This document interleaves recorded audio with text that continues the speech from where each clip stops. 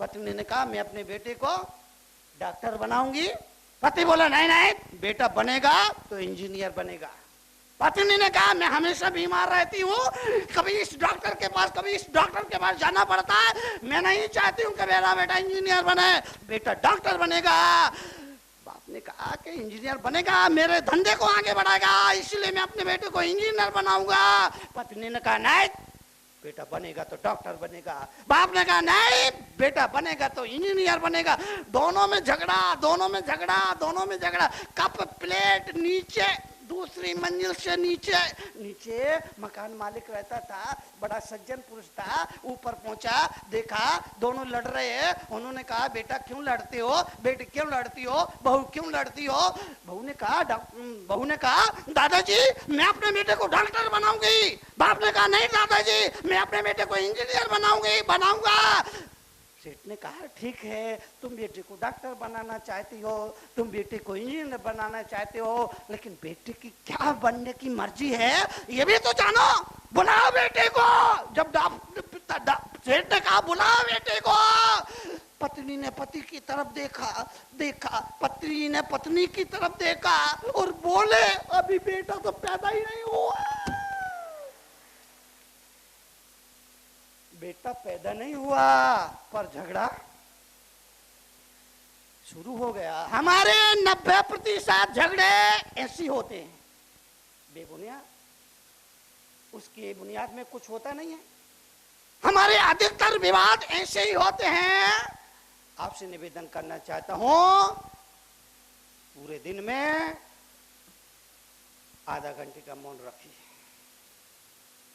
1 घंटे का मौन रखिए और सोचिए कि तुम्हारे बगैर भी ये दुनिया चल रही है या नहीं। सोचना तुम्हारे बगैर भी यह परिवार चल रहा है या नहीं। मौन, बेटा को जो करना है करने दो, पोते को जो करना है करने दो, बहू को जो करना है करने दो, दखलंदाजी मत करो। लेकिन आदमी की आदत है दखलंदाजी करेगा, जबरदस्ती करेगा, बेवजह करेगा, अकारण करेगा, नहीं करे तो उससे रहा नहीं जाएगा, करेगा। दखलंदाजी मत करो। पर आदमी की आदत ऐसी है, ट्रेन में 3 आदमी सफर कर रहे थे, 2 आसपास में बैठे थे, एक दूसरे का झगड़ा चल रहा था। एक ने कहा तू मेरे को समझता नहीं है, अरे मैं तेरे को ऐसा घूंसा मारूंगा ना तो तेरे 32 दांत नीचे आ जाएंगे। दूसरे ने कहा अच्छा, अपने को बड़ा 30 मार कर समझता है, अरे मैं तेरे को ऐसा घूंसा मारूंगा तेरे 64 के 64 दांत नीचे आ जाएंगे। वो तीसरा आदमी बैठा था, उसने कहा भैया ये 32 दांत वाली तो बात समझ में आती है, 64 दांत वाली बात समझ में नहीं आती। उसने कहा मुझे मालूम था तुम बीच में जरूर बोलेगा। दखलंदाजी मत करो। आपसे निवेदन करना, आधा घंटे का मौन रखो। धर्म और साधना केवल मंदिर में जाकर नहीं होती है, धर्म और साधना केवल जंगल में जाकर नहीं होती है, धर्म और साधना केवल सत्संग में जाने के बाद नहीं होती है, बल्कि घर में, घर को भी आश्रम कहा, गृहस्थ आश्रम वो भी आश्रम है, उसमें भी इन सूत्रों को लगा, जीवन बदल जाएगा। सोच बदलेगा, नजरिया बदलेगा, दृष्टिकोण बदलेगा, सब कुछ बदल जाएगा।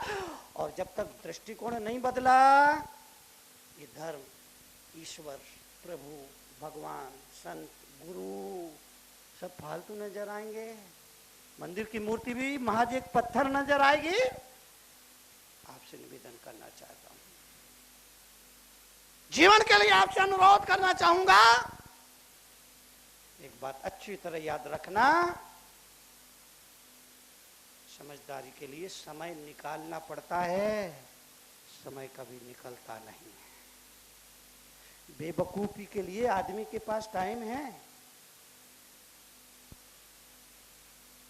चाट की दुकान पर खड़े होकर के आधा घंटे इधर उधर गपशप करके निकाल देगा, टीवी के सामने जाकर के 3 घंटा बैठ के निकाल देगा, खाने में, पीने में, सोने में, निंदा में, आलोचना में, बुराई में, इसकी उसकी फला ढिका, इसमें टाइम निकाल देगा। इसके लिए समय है, पर धर्म ध्यान के लिए फुर्सत नहीं, सत्संग के लिए फुर्सत नहीं, गुरुओं की सेवा करने के लिए फुर्सत नहीं, भगवान की पूजा भक्ति करने के लिए फुर्सत नहीं। और कई बार मुझे लगता है कि बड़े बड़े घरों में विकलांग लोग पैदा हो रहे, बड़े बड़े घरों में विकलांग लोग पैदा हो रहे। क्यों? अपना काम खुद नहीं करते, वो अपना काम खुद नहीं करते। पानी पीना है तो नौकर, खाना बनाने के लिए नौकर, झाड़ू पोंछा लगाने के लिए नौकर, कपड़े धोने के लिए नौकर। माँ बाप बूढ़े हो गए, उनकी सेवा के लिए नौकर, बच्चे को खिलाने के लिए नौकर। मुझे तो डर लगता है कहीं ऐसा समय ना आ जाए कि पत्नी के सामने प्रेम प्रकट करने के लिए भी आपसे निवेदन करना चाहता हूं, जीवन के लिए, जीवन के परिवर्तन के लिए मैं आपसे एक सवाल पूछ सकता हूं क्या? आप घर की साफ सफाई के लिए नौकर रख लेते हैं, लेकिन तिजोरी की सफाई के लिए, घर की साफ सफाई के लिए आप नौकर रख लेते हैं, पर तिजोरी की सफाई के लिए नौकर नहीं रखते। क्यों? तिजोरी की सफाई आप खुद करते हैं। अरे बाबा, यही बात मैं आपसे कह रहा हूं, माँ बाप भी तिजोरी की तरह है, उनकी सेवा आप खुद करिए, नौकर नहीं चलेगा। गुरु की सेवा खुद करिए, भगवान की सेवा खुद करिए। आदमी इतना बेईमान है, लाखों रुपए खर्च करेगा, मंदिर बनाएगा, शिखर बनाएगा, सोने का कलश चढ़ाएगा, मंदिर में प्रतिमा की स्थापना करेगा, और फिर श्री जी की पूजा के लिए एक नौकर रख लेगा, एक पुजारी रख लेगा।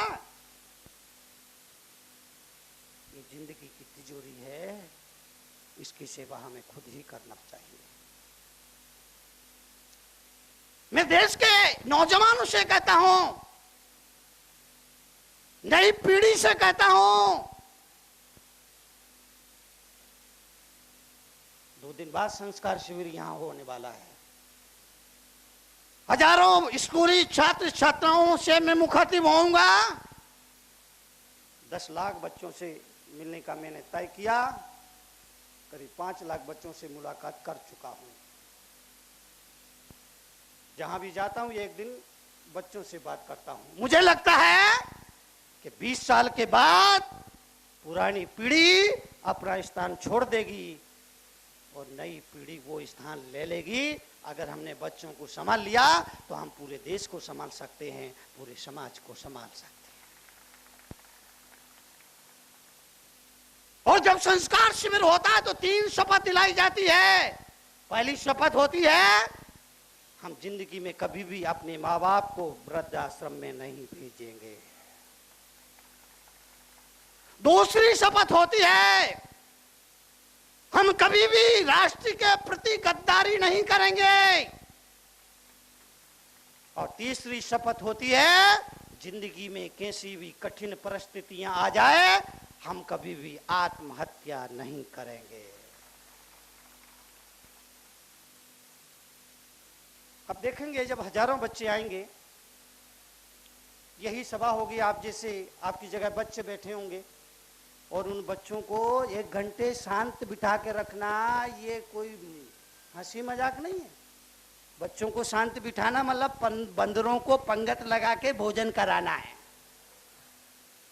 पर मैं बच्चों के साथ क्या होता है, वो संस्कार शिविर में, अगर आपका बच्चा जिस स्कूल में पढ़ रहा है उस स्कूल के बच्चे नहीं आ रहे हैं, तो आप अपने बच्चे को डायरेक्ट यूनिफॉर्म में संस्कार शिविर में जरूर भेजना। और यहाँ जो भाई लोग बैठे, अगर आप किसी से विद्यालय से संबंध रखते हैं तो 10 काम को छोड़ करके बच्चों को संस्कार के लिए उस संस्कार शिविर में जरूर भेजना। मैं बच्चों से कहता हूं, नई पीढ़ी से कहता हूं, कड़वे प्रवचन है, थोड़ी सी उल्टी लग सकती है, पर इसको समझोगे तो इससे बड़ी कोई मिठास जिंदगी के लिए नहीं हो सकती है। मैं नौजवान पीढ़ी से कहता हूं, संस्कार शिविर में उनसे निवेदन करता हूं, तुम माँ बाप को अपने साथ नहीं रखना, बल्कि खुद माँ बाप के साथ रहना। बात में अंतर है, बात में अंतर है।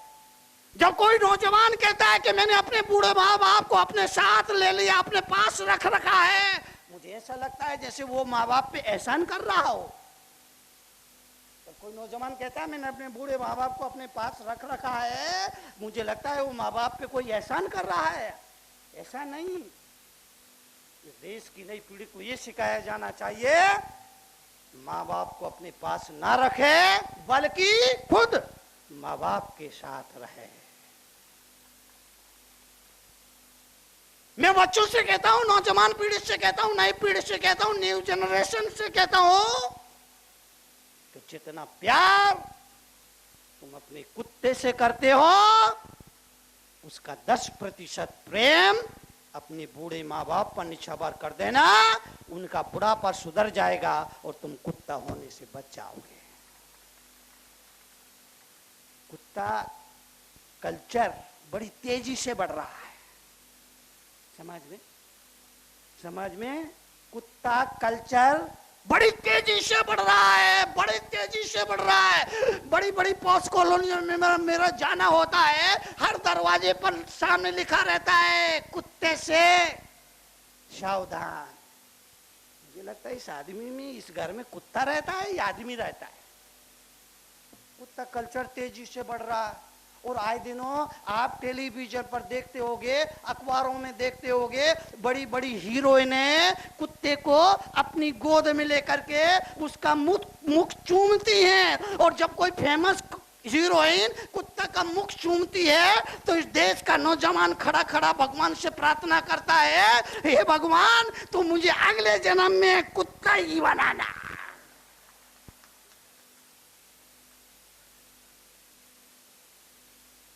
जीवन के लिए, समझदारी के लिए समय निकालना पड़ेगा। आज भी आप जो यहाँ पर मौजूद है, आपने समय निकाला। रविवार था, नहीं सोच सकते थे, क्योंकि अब लोगों का मायना बदल गया। रविवार का मतलब खूब खाना, खूब सोना। रविवार आदमी का जो सोच बदल गया, चिंतन बदल गया। रविवार आता तो आदमी सोचता है खूब खाना और खूब सोना। पर आपने ऐसा नहीं सोचा। आपने सोचा बाकी दिन चाहते हुए भी सत्संग और धर्म और सेवा के लिए समय नहीं दे पाते हैं, पर आज हम पूरा उपयोग अपना सत्संग और धर्म सेवा में करेंगे और जीवन को सार्थकता देंगे। निवेदन करना चाहता हूं, रविवार आए तो सांड मत बनो, समाज सेवा करो, कोई 2 पुण्य के काम करो, वो दिन सार्थक हो जाएगा।